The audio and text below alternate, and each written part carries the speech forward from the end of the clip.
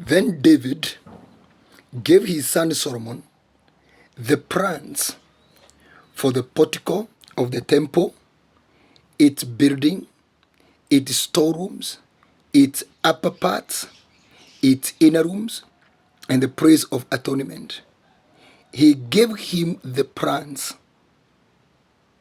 of all that the Spirit had put in his mind for the courts of the temple of the Lord and all the surrounding rooms, for the treasuries of the temple of God, and for the treasuries of the dedicated things. First Chronicles 28 and verse 11 to 12, specifically verse 11. He gave him the plans of all the Spirit had put in his mind. Demystifying the Holy Spirit. We know of the magnificent temple of Jerusalem that was built by King Solomon. Something I want you to note here is that David says that the temple of the Lord shall be magnificent and awesome, the greatest work of any designers. So David made all his officials and the government to prepare adequately for the building of that temple.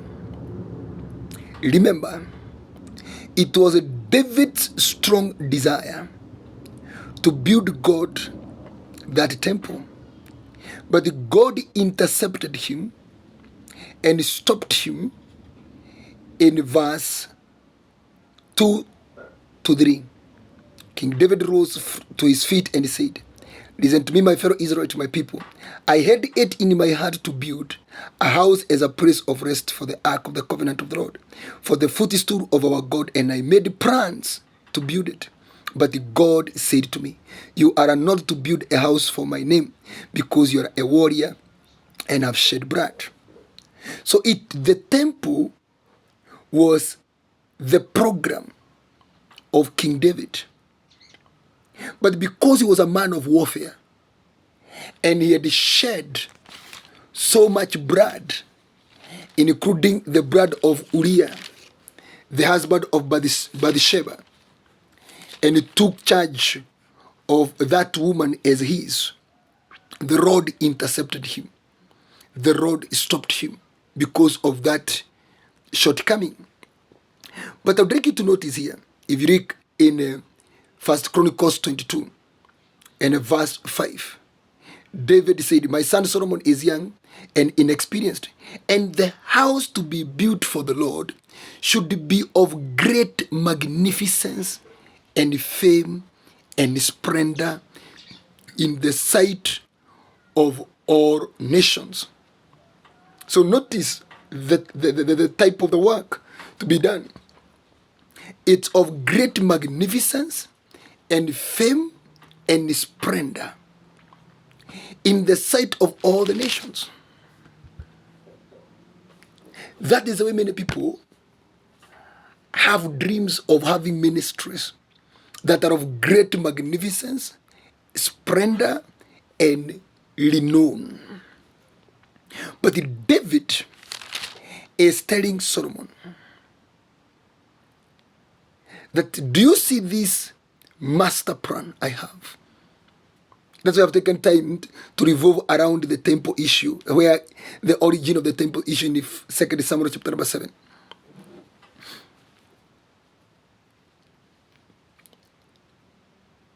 The King David is telling his successor, Solomon,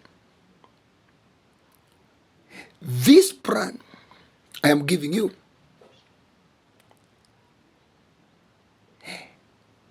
this plan was given me, or it was put in my mind by the Spirit.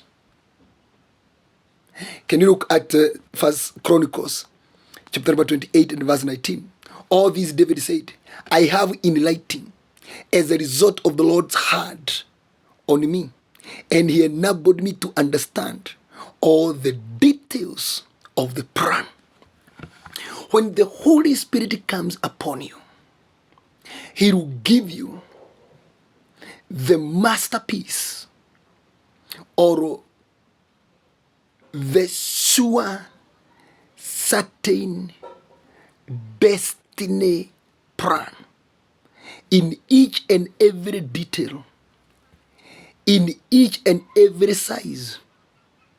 He will give you a very well elaborated details and plan of your destiny. Of your destiny. David is saying, all this, do you see this plan?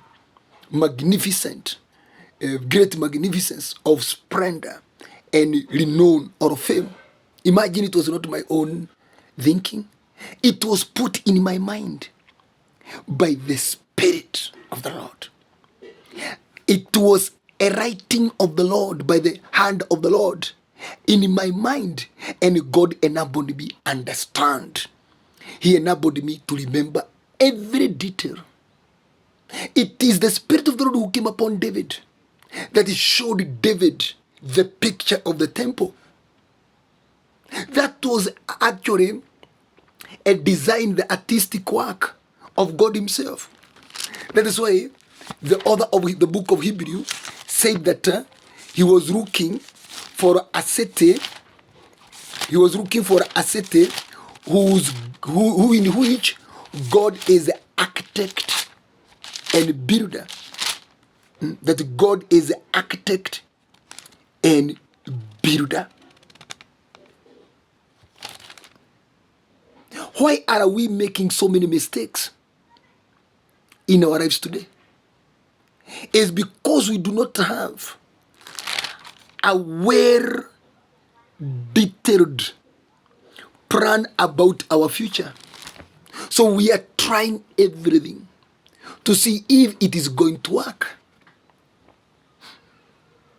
So we keep on moving towards our desires, our expectations, our aspirations, and what we anticipate should happen in our lives. But if you want to attain great magnificence and fame and splendor about your programs, about your visions, and all that, you must have it put in you by the Spirit of the Lord. You know how that temple, how magnificent it was. That even during the dedication day, the glory of God came upon it with the fire and smoke and crowned. It was magnificent. Even God himself said, I am more priest. I am more priest. And that was speaking in Haggai 1. He was saying, build a temple for me that I may take pleasure in it. David is saying all these things that I'm talking about here. And we have done resources mobilization. For this, I had it in my mind by the Spirit of the Lord. It was written in me by the hand of the Lord. And this understanding, the materials that are going to be used, the coats, the doors, the everything, the planning, the arrangement and all that, it was a masterpiece of God. It was being put in me by the Spirit of the Lord. It was just like a video. Your work is to draw. Your work is to write down, but it's kind of a video. It's like a movie you are watching before you. The Spirit of the Lord will help us to understand the details of our destiny. How was this Spirit of the Lord that came with this plan come to David? This Spirit was attracted by desire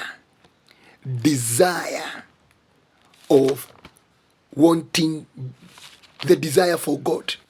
That is 2 Samuel chapter number 7 and verse 2. He said to Nathan, here I am living in a house of cedar, or the ark of God remains in a tent, desiring to give God rest, or God a praise here on earth.